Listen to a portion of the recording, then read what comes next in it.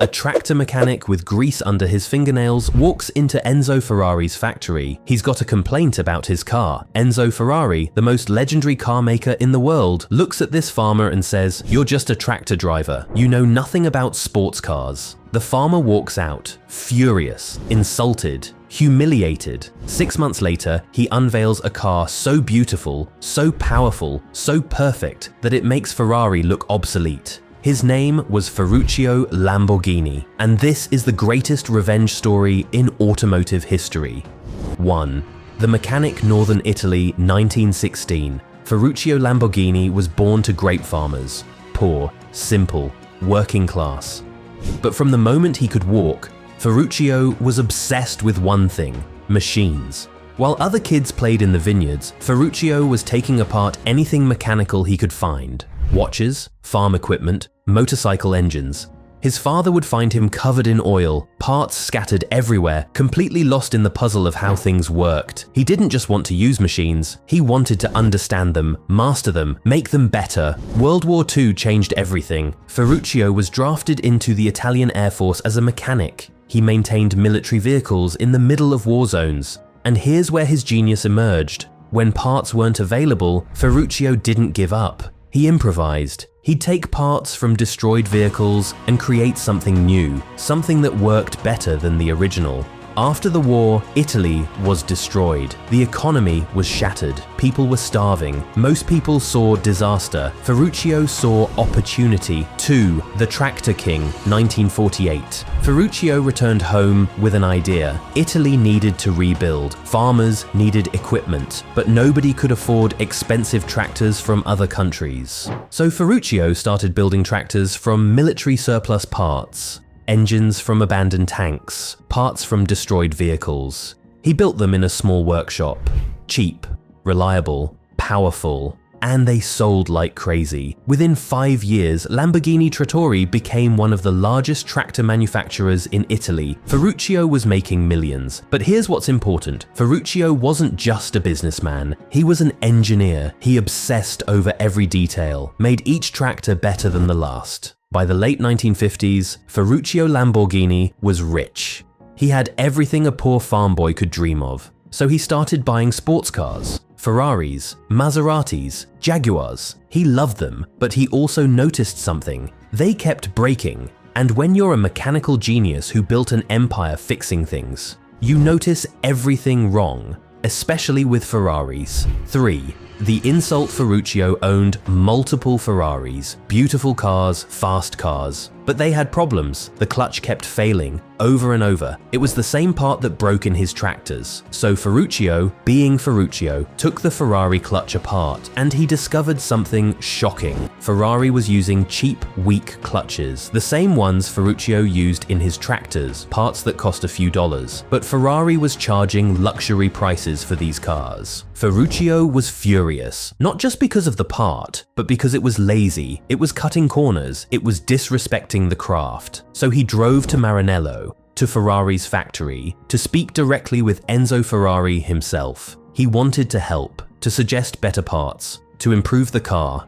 and Enzo Ferrari looked at this tractor maker and said the words that would change automotive history: "Let me make cars. You stick to making tractors." The message was clear: you're beneath me. You're just a farmer. You know nothing about my world. Ferruccio walked out of that factory with something burning inside him. Not just anger, determination. 4. The revenge.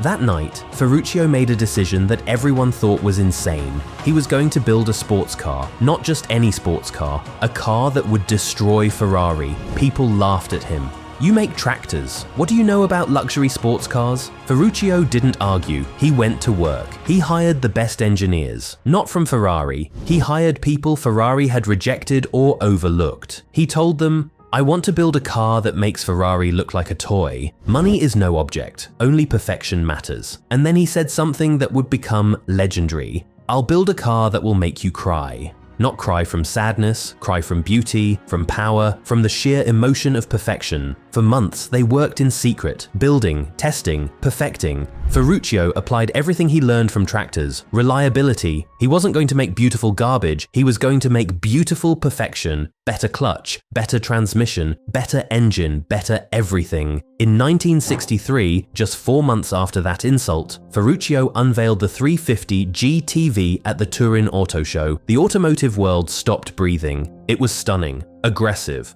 powerful, a V12 engine that roared like thunder. And it didn't break down. Ferrari had been building sports cars for 20 years. Ferruccio had been building them for 4 months, and his was better. 5. The legacy. The rivalry that followed became legendary. Ferrari versus Lamborghini. The aristocrat versus the farmer. Enzo Ferrari never publicly acknowledged Lamborghini, refused to say his name, because acknowledging him meant admitting a tractor maker had beaten him. But the cars spoke for themselves. The Miura, the Countach, the Diablo, each one more beautiful and powerful than the last. Lamborghini didn't just compete with Ferrari, he redefined what a supercar could be. Ferrari made racing cars for the road. Lamborghini made RT that could go 200 miles per hour. But here's what makes this story powerful. Ferruccio didn't do this for money. He was already rich. He did it for pride, for respect, to prove that talent doesn't care about your background. You think you're better than me because you were born into luxury, because you have a famous name. Watch this. The lesson. Ferruccio Lamborghini died in 1993. By then, his name was as legendary as Ferrari's. But this story isn't just about cars. It's about something deeper. It's about what happens when someone underestimates you. When someone looks at where you came from and decides you're not good enough. You have two choices. You can accept their judgment, or you can use it as fuel. Ferruccio chose fuel. He could have complained, could have moved on, could have accepted that Ferrari was right and he should stick to tractors. Instead, he asked himself, what if they're wrong?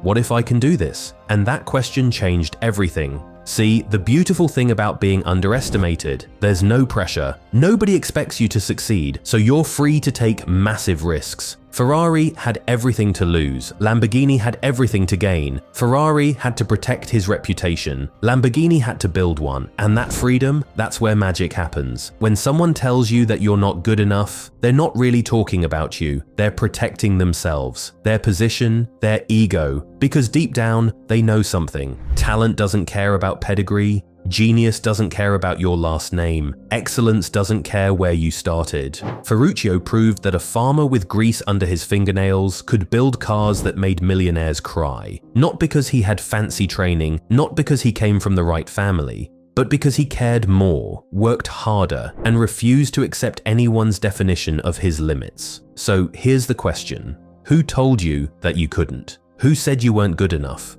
Who looked at where you came from and decided where you'd end up? And more importantly, what are you going to build to prove them wrong? Because the greatest revenge isn't anger, it's excellence. It's creating something so undeniably beautiful, so impossibly perfect, that they can never ignore you again. Enzo Ferrari never apologized, never acknowledged his mistake. But every time he heard a Lamborghini engine roar past his factory, he knew the tractor farmer had won.